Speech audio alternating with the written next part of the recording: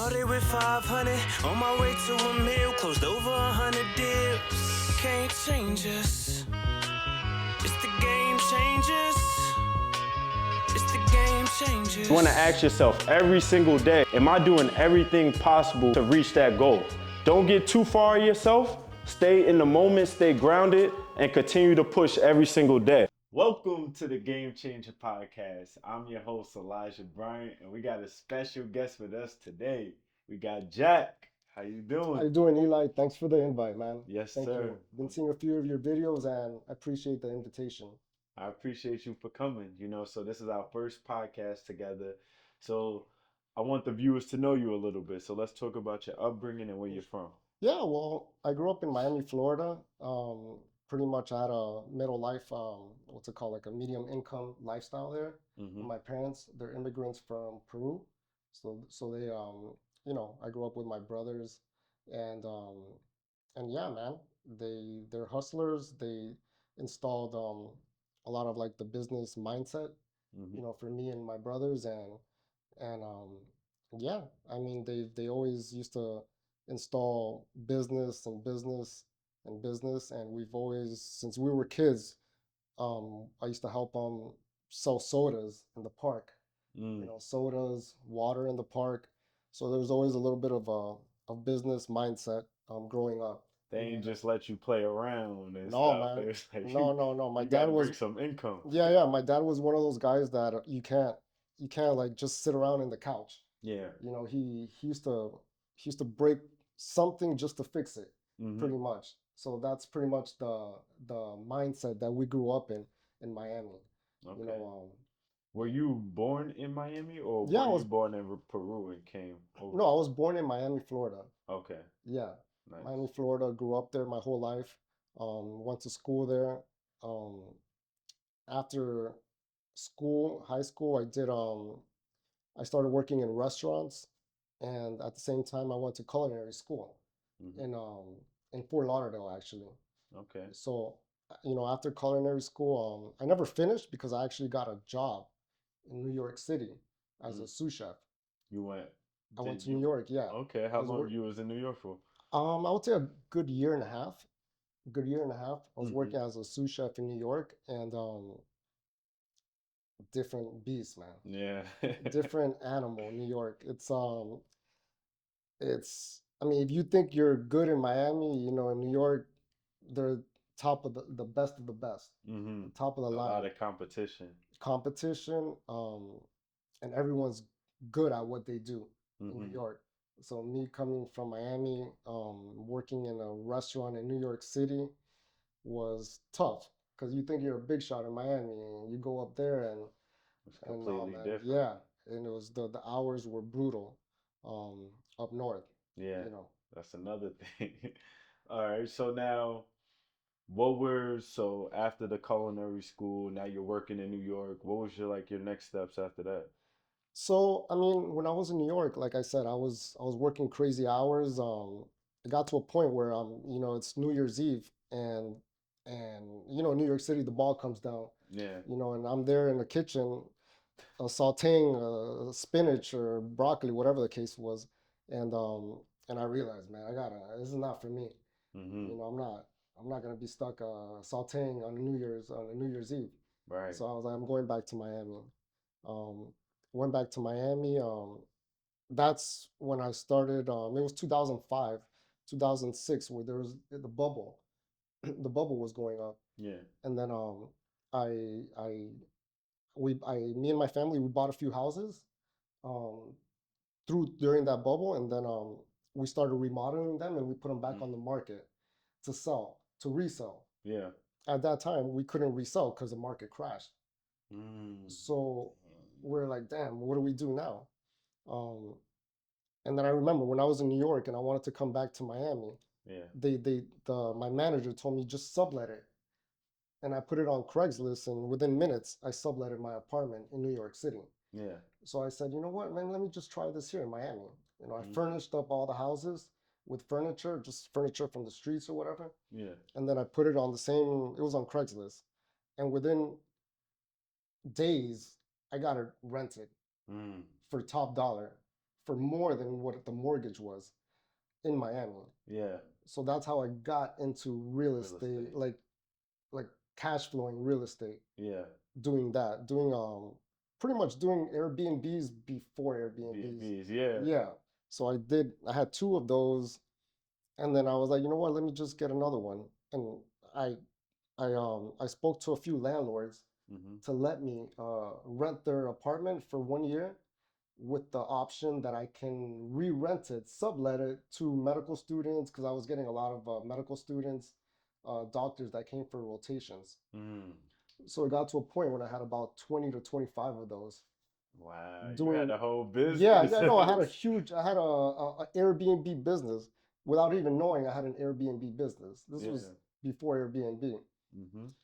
That was cool. You know, that's how I got into real estate, dealing with landlords, dealing with tenants, dealing with maintenance issues, with the apartments. Yeah. Um, but it got to a point as well, you know, everything has its limit. It got to a point where I had to deal with maintenance issues. I had to deal with the tenant who's paying top dollar and the AC is not working. Mm. Then I got to go to a landlord and say, hey, the AC is not working. And then they say, "Oh, I'll have somebody tomorrow." No, man, this guy's paying top dollar. Right. But what happened? I had to go out of pocket. Mm-hmm. I had to fix the AC myself, and that's just small examples of why I kind of like transitioned away from That that like the business. hospitality middleman in the hospitality business. That's what it sounds like. Yeah, yeah. I shifted away from that, and I said, you know what? I'm doing all this. I might as well just get my real estate license because I'm learning how to speak to uh, landlords, tenants, fixing issues. That's when I got my real estate license. Mm. And at that point, this was around 2010, 2011. Um, I became a realtor at that time. Okay. 2014, I became a broker. I got my broker's license, so that's when I started my own business as a broker. Wow. 2014. Okay. Yeah. So now getting into like the wholesaling aspect, what sparked that? So I would say around 2014, 15. Um, well, going back a little bit, my dad, he had a piece of land in Golden Gates Estates. This is in Naples Yeah. area. He Yeah. had a piece of land there. So I was already, you know, when I had my license, when I got my brokerage license, um, I was browsing through his piece of land. And not only him, but my uncle had the same type of land in Golden Gates. My other uncle had it. And I was just curious about that particular land. Um, And those lots go for some bread if you yeah, know the he area. bought it in the 80s. So at that time, it went up to like 170, but then the market crashed, so it came back down. Yeah. So I was just analyzing to see what we can sell it for. Um, Whatever the case is, I learned how to analyze land deals through the Golden Gates land that Mm. my dad had. But at that time, I had a buddy of mine that he called me.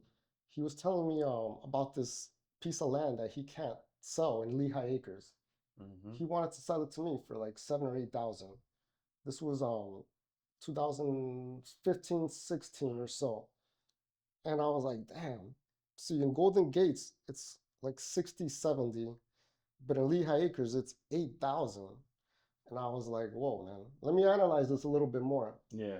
When I went on Zillow, I saw a few of the same lots for like 4,000, Mm-hmm. 5,000. And I was like, man, this guy's selling it to me at 8,000, but I can just buy it off the market Before. for 4 and make a commission, Mm. you know, because I was licensed. Well, I am licensed. So I ended up buying some lots in Lehigh Acres myself. I think I don't have the dates, exact dates, but it could be 2017 or 18 around there. I bought them for like dirt cheap. It was like Yeah. maybe like 3 or 4. I bought a package. I bought like 5 or 6 of those. Um and and I drove around Lehigh Acres. I saw the land. Funny enough, I went with a few of my relatives and they were laughing at me, man. They're like, what the hell are you buying, man? Yeah. Are you I buying? could just imagine what Lehigh looked like at that time. It was probably empty, you know? It was empty.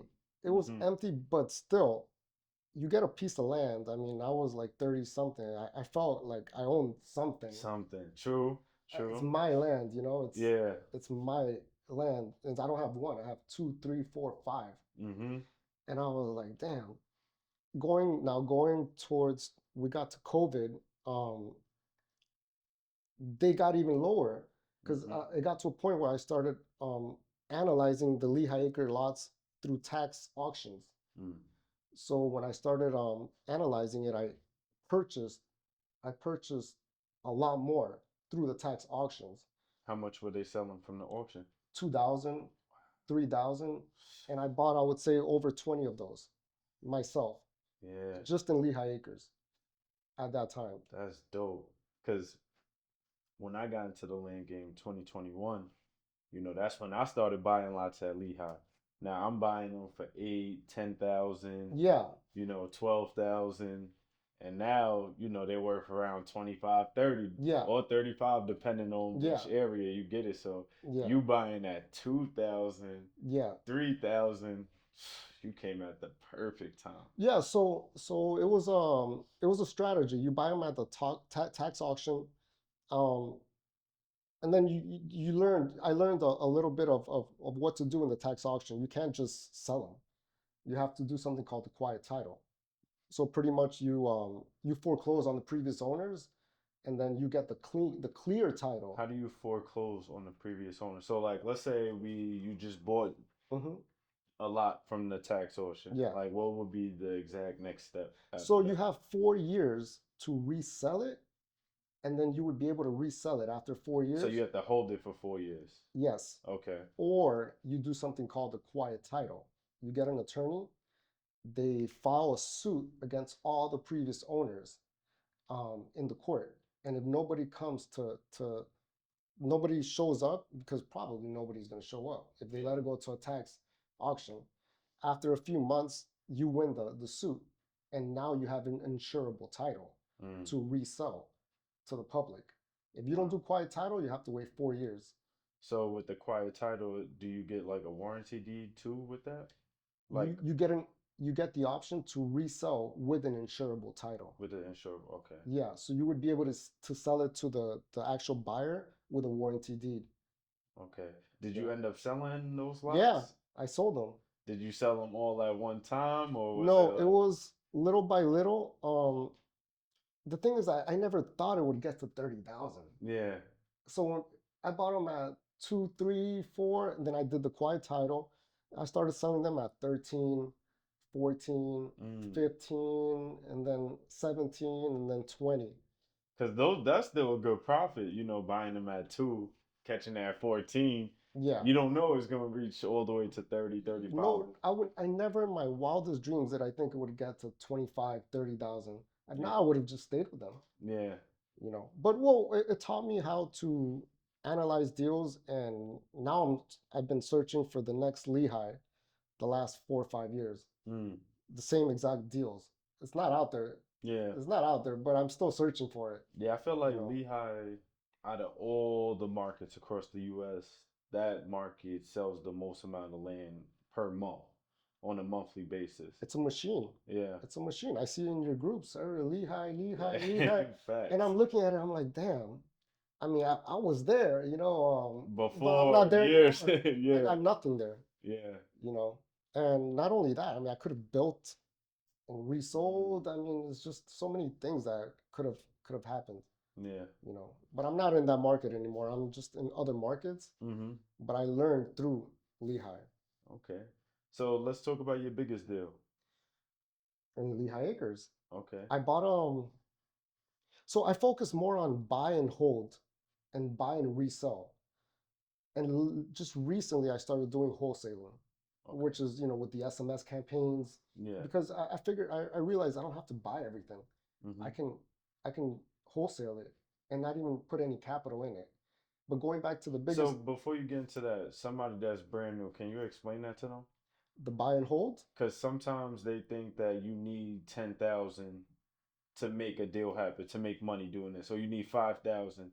But No. with wholesaling, you don't need anything. So can you explain So that? yeah, with wholesaling, you don't need any capital. I mean, the only thing you need is to invest your time to call the actual sellers. You need to invest your time to find the builder to buy the property. Now, now you can anybody can wholesale, or you just have to get a deal under contract and assign that particular contract to the builder with no money. There's no capital. Maybe the only capital would probably be just like $100 as an escrow deposit. Right. You know, and not even that, because the builder would put the escrow. Yeah. So you might not even need any capital up front. All you have to do is find the deal. You find the deal, you're useful. You get what I'm saying? Yeah. So Yeah. now, Going back to the biggest deal, it was yeah. actually in Lehigh Acres. It got to a point where I saw this huge block that they were selling in Lehigh. And the seller, he already had a survey on it. So he separated, it was like 10 lots into one block. And he sold it to me at, I would say, around 35,000, you know. And that same lot, I held it for like 2 years, and I didn't do nothing. All I did was just pay the taxes.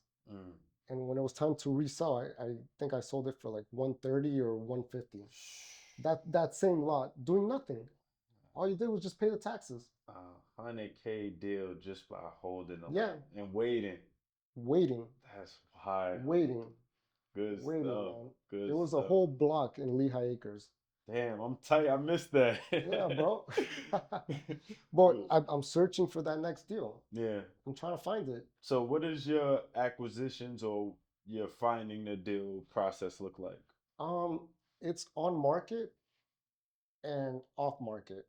So the off market is going through the SMS campaigns. You know, I've been doing a lot of that recently, and you know, it works. It works, but you have to be consistent with the SMS campaign. And you got to be aggressive too. You know, you got to constant follow up with them. But if not that, even on the MLS, you can find deals. You know, So with the MLS finding deals, what does that look like? you can just go on Zillow. You can analyze deals. There's some lots that just sit there for months, and you don't know why it hasn't sold. Just call the realtor and see if you can get a deal on it. And even if it's on the MLS, you still have the option to assign it to a builder. Another thing that people don't know is that they think builders are the only buyers. Like, they're not the only buyers. Builders. That's what people think. But I've learned that there's maybe three types of buyers. Can you You know, explain? the builder is a one type buyer, and all they care about is if the lot, they don't want wetland, they don't want turtles, they don't want endangered species. That's the builder. It's pretty much black and white. So it is what it is with the builders. Then you have the cash buyer, cash investor, which is someone like myself, who I can close in 2 weeks if I find a great deal. You know, I don't even care if it has wetlands. I bought so many lots with wetland, with turtles, and I flipped them. And the builder's not going to do that. Yeah. You know, but I've done it, and I have proof of concept. I've done that many times. You know, and that's the cash investor. That's the second type of buyer. Then you have the third type of buyer, which is a newbie, someone who their neighbor told them, hey, just buy a piece of land. And they're like, they probably have 30, 40,000 in their bank. They don't know what to do with it. They just buy it, a piece of land. They don't even know what they're buying. Like I sold a piece of land in Inverness, and it had it had two lots side by side. It had a huge gap, and the neighbor wanted to buy it, and he bought it. Those two lots side by side. He I don't he's not a builder. Right. He's not a cash investor. He just bought it because he's a newbie. He just wanted to buy something. And that's a good tip that you're saying with in terms of neighbors. Like if you get a deal under contract and let's say the builder's deny, or you try to use a buyer's agent with a realtor and they, give you the runaround, just call the neighbor. Yeah. Just call the neighbor because they're the ones that's probably even gonna pay top dollar because they live right next door. So they really desire this land. Sometimes they just want to put like a mobile home or Yeah. a shed on it. stuff So like it that. was the neighbor, and then the neighbor's sister was the one that bought the other piece of lot. Mm, So, but they're not builders, they're not seasonal investors. They just bought it because they just wanted to buy it. wow. Yeah. So now, what is like your future goals for your land business? Like, are you looking into development? Are you continuing being the broker that you are? Like, what's your future Um, goals? I want to continue doing what I'm doing because it's my bread and butter Yeah. to buy and hold. You Mm-hmm. know, it's something that works for me. Um, and I'm and I want to maybe start with the social media a little bit more Mm-hmm. because I've been lacking on it. Um, it's not something I really thought about it too much, but maybe more of the social media presence because I think it's important nowadays, you know. And not only that, it just helps with business as well. They You do. know, instead of me searching, like maybe they can Bring you. bring me some business, Mm-hmm. you know. And I think that's what I'm going to be focusing on and just scaling, just doing more deals, you Okay. know. For like somebody that's brand new, that's looking into wholesaling houses or land, what would your advice be to them? Um, watch your videos. Watch your videos because even for the season investor who's done deals, multiple deals, just seeing a few of your videos, it helps. Mm, It helps. It gives you a little bit more clarity on how to get started and just at YouTube videos. I mean, nowadays you can search for anything on YouTube, mm-hmm. but not only that, you have to be motivated. You got to wake up early. I mean, it's just very basic stuff Yeah. that you have to do if you want to get things done. You know, you can't wake up at 12 or 1 and expect, you know, for deals to come to your lap. Mm-hmm. You gotta do something. Like You this gotta, business, I be telling people, it's a boring business. Like we're reaching out to people where you have to be consistent at reaching out to people in order to get deals consistently flowing. Like in this business, nobody's gonna just bring you a deal. You have to be some type of service, whether you're teaching them and helping them, or you're showing them how to hunt. And now, because you have the builder, they're bringing it to you, or even yourself. Like you have to market every single day, or you're gonna lose in this business.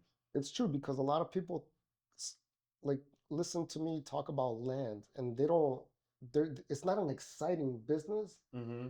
but when you get paid, it's exciting. Yeah. It's exciting and there's no way around it, you know, because I mean you talk about a piece of land, even when I post something on Instagram, like I'm posting a piece of land, it's not that exciting, Yeah. but for me it's exciting because I know the deal that I'm making. Mm-hmm. You know, when the title company says we're closing or something, or where do I send your FedEx or whatever the case is, Right. that's exciting. Yeah, and the fact that we're doing it online too. Online, you can do that anywhere in the world. You Yeah. don't have to be in Florida. You can Mm-hmm. be, I mean, you can be South America. Mm-hmm. I go to South America. I mean, I'm still doing the same thing. Yeah. That's the one of the best things about this business. Like you don't have to actually be at the land. And it's not like flipping houses because I mean, I'm a broker. I deal with sellers, and it's tough. You know, you got to speak to them. I can't do that from. I can't be in New York on a little vacation and have to deal with the homeowner calling me, Yeah. or I have to show a property. You don't have to show nothing with land. Mm-hmm. So, you got any last advice for the viewers? Um, yeah, like I said, I mean, you if you want something to happen, you got to do something. You can't expect for things to come to your lap. So whether it's waking up early, watching YouTube videos, um, and if you have extra cash, you know, invest your money wisely. I think it's probably the best advice that someone gave me. I mean, I had a few extra dollars at one point, and I invested it on not all on land, but I invested it in land. Nothing happened after a few years. and I just resold it. All I did was just pay the taxes. Mm. So maybe find a market that, maybe a nice piece of land, Yeah. maybe 3,000, 4,000. Just buy it. Just pay your taxes. Who knows? Maybe in 2, 3 years, it's double or triple. Yeah. So I guess that would be my advice. Invest. And me personally, I never lost money on buying land. I always Me neither. made money. Me neither. So that's another thing that's very important. It might not be 100K on every deal, but every purchase, every land purchase I made on land, I made over 10K profit. You get what I'm saying? So Wow, that's it's that's like incredible. that's why that's important too. With what, Yeah, especially with what you was doing, buying it with the auctions, yeah. because you was catching at the low price, sat on it, sold them, made profit. You And know? literally just paid my taxes, yearly taxes, and just on its own, it appreciated. Yeah. So that's like basically land banking. Yeah, That's what they used to do back in the day. Before the crypto and all that stuff, they used to land bank. So yeah. There's just so many creative ways of investing in land. Um, but the simplest way is just buying something, wait a little bit, or you can just try to, if you can go to PopWire, what's it called, PropWire, yeah, get a list, just give them a call and see if you find a deal. You don't have to waste any money, and find a builder yeah. and just So resell it. where can the viewers follow you at? My Instagram, it's my name, Jack V Ospina. And Facebook? Do you have Facebook, Facebook? same thing, yeah, Jack V Ospina. All right. Make sure y'all contact Jack, all right? And if you want the plan on how to flip land, you know where to come. Game changers.